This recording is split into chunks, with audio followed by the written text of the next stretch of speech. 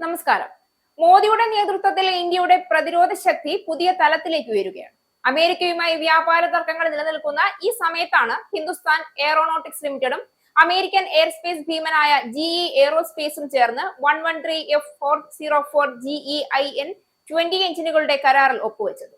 ഈ കരാർ വെറും സാങ്കേതിക സഹകരണത്തിന്റെ പ്രതീകം മാത്രമല്ല, ഇത് ഇന്ത്യയുടെ സ്വാഭിമാനത്തിന്റെ, മോദിയുടെ ദീർഘദൃഷ്ടിയുടെയും ട്രംപിന്റെ അഹങ്കാര നയങ്ങൾക്കുമേൽ ഇന്ത്യയുടെ ശക്തമായ മറുപടിയുടെയും തെളിവാവുകയാണ്. വ്യാപാരത്തിലും പ്രതിരോധത്തിലും സ്വയം പര്യാപ്തമായാണ് മോദിയുടെ പ്രധാന ലക്ഷ്യം.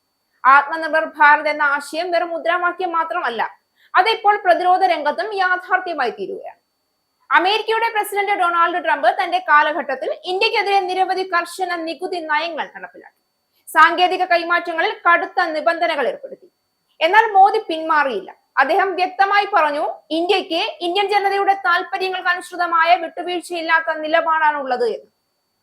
വ്യാപാര തർക്കങ്ങൾ ഉണ്ടെങ്കിലും അമേരിക്കയുമായുള്ള പ്രതിരോധ സഹകരണം മോദിയുടെ നയതന്ത്ര നൈപുണ്യത്തിലൂടെ മുന്നോട്ടു പോകും. ട്രംപ് കാലത്ത് ബന്ധം വഷളായപ്പോൾ പോലും മോദി അമേരിക്കൻ വ്യവസായങ്ങൾക്ക് ഇന്ത്യയുടെ വിപണി തുറന്നുകൊടുത്തു. ഇപ്പോൾ അതിന്റെ ഫലമാണ് ഈ കരാർ. അതുവഴി ഈ 113 ആധുനിക എഞ്ചിനുകൾ ഇന്ത്യൻ തേജസ് യുദ്ധവിമാനങ്ങൾക്ക് ജീവശക്തിയാകും. മോദിയുടെ ഉറച്ച നിലപാടാണ് അമേരിക്കൻ കമ്പനികളെ ഇന്ത്യയിലേക്ക് ആകർഷിച്ചത്. ട്രംപിന്റെ അമേരിക്ക ഫസ്റ്റ് നയം ലോകത്തിന്റെ വിശ്വാസം നഷ്ടപ്പെടുത്തുമ്പോൾ മോദിയുടെ ഇന്ത്യ ഫസ്റ്റ് നയം ഇന്ത്യയെ ലോകത്തിനു മുന്നിൽ ഉയർത്തി നിർത്തി. തേജസ് യുദ്ധവിമാനം ഇന്ത്യൻ പ്രതിരോധ സാങ്കേതിക വിദ്യയുടെ അഭിമാന ചിഹ്നമാണ്. അതിനുവേണ്ടി കരാർ ഒപ്പുവെച്ചത് ഇന്ത്യയുടെ സ്വയം പ്രതിരോധ ശേഷിയെ കൂടുതൽ ശക്തമാക്കുന്നൊരു ചരിത്ര മുഹൂർത്തം കൂടിയാവുകയാണ്. ഈ എഞ്ചിനുകൾ പൂർണ്ണമായും ഇന്ത്യയിലൂടെ അസംബിൾ ചെയ്യപ്പെടുമെന്നതാണ് പ്രധാന നേട്ടം. അതായത് അമേരിക്കയുടെ സാങ്കേതിക വിദ്യ ഇനി ഇന്ത്യയുടെ നിയന്ത്രണത്തിൽ പൂർണ്ണമായും എത്തുമെന്ന് ഉറപ്പ്.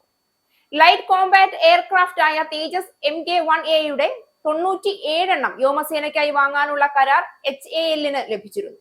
ഈ കരാർ പൂർത്തീകരിക്കണമെങ്കിൽ F404 GEIN-20 എഞ്ചിനുകൾ ആവശ്യമാണ്.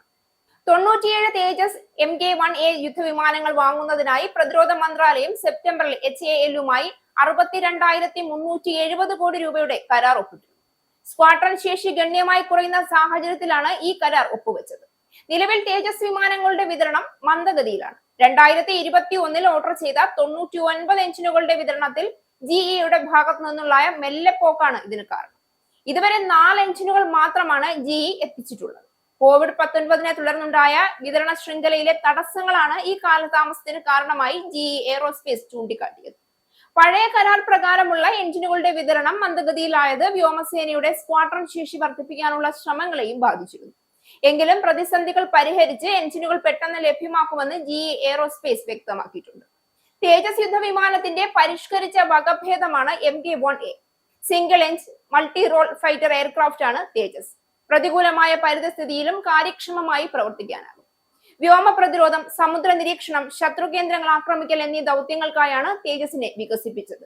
ഇതിനോടകം വ്യോമസേന 40 തേജസ് വിമാനങ്ങൾ ഓർഡർ ചെയ്തിട്ടുണ്ട്.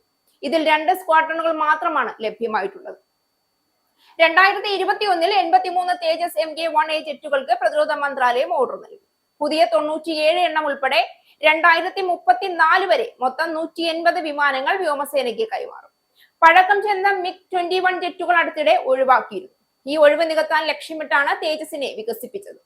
ട്രംപിന്റെ ഭരണകാലത്ത് അമേരിക്കൻ വ്യവസായങ്ങൾ ഇന്ത്യയിൽ നിന്ന് പിൻവാങ്ങിയിരുന്നു. എന്നാൽ ഇന്ന് അതേ വ്യവസായങ്ങൾ മോദിയുടെ നയത്തിൽ വിശ്വാസം വെച്ച് തിരിച്ചെത്തുകയാണ്. ഇതാണ് നയതന്ത്ര വിജയം. കരാർ വെറും പ്രതിരോധ കരാർ അല്ല, ഇത് ഇന്ത്യയുടെ ആത്മവിശ്വാസത്തിന്റെ ഒപ്പുകൂടിയാണ്. ട്രംപ് ഇന്ത്യയെ സാമ്പത്തികമായി ചൂഷണം ചെയ്യാൻ ശ്രമിച്ചപ്പോൾ മോദി ഇന്ത്യയെ അതിൽ നിന്ന് അടിയറവില്ലാത്ത നിലപാടുകളിലൂടെ വാനോളം ഉയർത്തി. ഇന്ന് അമേരിക്ക തന്നെ ഇന്ത്യയുടെ ഭാഗത്ത് നിന്ന് കരാറുകൾക്ക് മുന്നോട്ട് വരുന്നു. ഇതാണ് മോദിയുടെ രാഷ്ട്രീയവും നയതന്ത്രവും ലോകം ഏറ്റുപറയുന്ന നിമിഷം. ഇത് ട്രംപിന്റെ പരാജയത്തിന്റെ കഥയാണ്, മോദിയുടെ വിജയത്തിന്റെയും. ഇസ്രായേലിന്റെ 5 സൈനിക താവളങ്ങളിൽ കനത്ത നാശനഷ്ടം. മോദി വെളിപ്പെടുത്തുന്ന ഇന്ത്യയുടെ വികസനത്തിന്റെ മയക്കുമരുന്ന് വിൽപ്പനയ്ക്കെതിരെ ശക്തമായ നടപടിയെടുത്ത് ഷാർജ പോലീസ്.